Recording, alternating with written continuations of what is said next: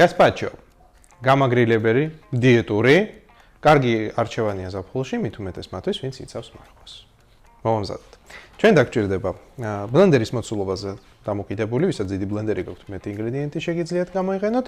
მე გამოვიყენებ 2 პომიდორს, ნახევარ წითელ ბულგარულ წიწაკას, ნახევარ კიტრს, ნახევარ თავ ხახს, რამოდენიმე კბილ ნიორს, საფანელი, მარილი, 1 ჩაის კოვზი ძმარი და ზეითუნის ზეთი. არც ტაფა უნდა, არც არაფერი. ამოვიღოთ შიგთავსი. ძალიან წვრილად დაჭრაც არ არის საჭირო, რადგან ბლენდერი მაინც ყველაფერს ბოლოს მოგვიყვებს. მაქსიმალურად მარტივი კერძია, ამიტომ ძალიან მიყვარს პირდაპირ ბლენდერში. 1 პორცია მოვაძახოთ. 4 ნაწილად დავჭეროთ.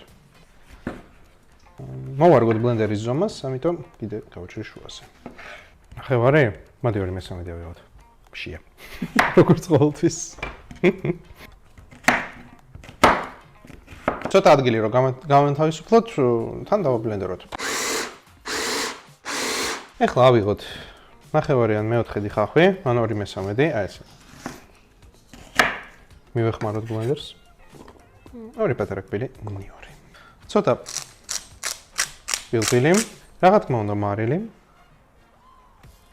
თუ მეტი სიმჟავე გინდათ, მეტი ძმარი უქენით, ესეც გემოვნების საკითხია. მე ნახევარი ჩაის კოვზი ამ პორციაზე. იმისათვის რომ უფრო სქელი გამოვიდეს, შეგვიძლია ან ძველი პური დავაბლენდეროთ, სუხარი, ორცხობილა, საფანელი. შვენიერი ალტერნატივა. ცოტა ჩავამატოთ, რომ მივცეთ სისქე. ზემოდან ოდნავ ზეითუნის ზეთი მოვასხოთ. დავაგემოვნოთ. ძალიან მსუბუქი. ლამაზი.